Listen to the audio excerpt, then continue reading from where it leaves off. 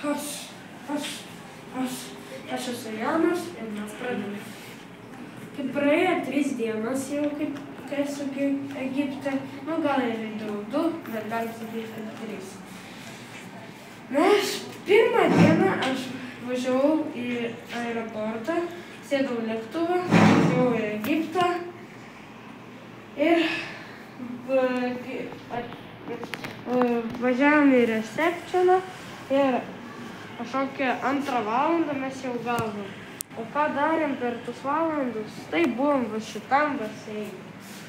Nes aš įlipau į šaltą ir paskui man močiutė iškart sakė išlipti, neįsda ir jam ir tylos baseiną.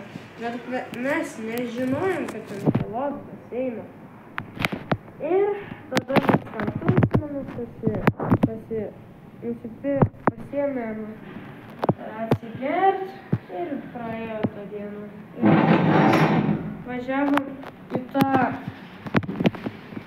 akvaparką Makadį Waterworld ir važiavom nuo geltono, rudaus į spalvotinį ir dar nuo balto.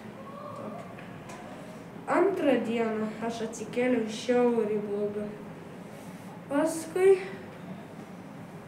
Paskui ėjom į čia, nes ten neėjom, nes ten tylos baseinai, ten nieko negalim, čia plaukti ir tyliai.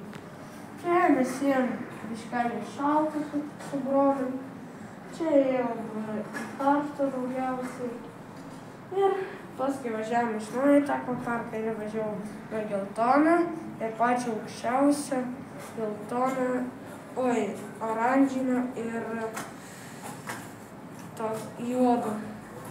Dar važiavau nuo rudo kelis kartus ir spalvotinę.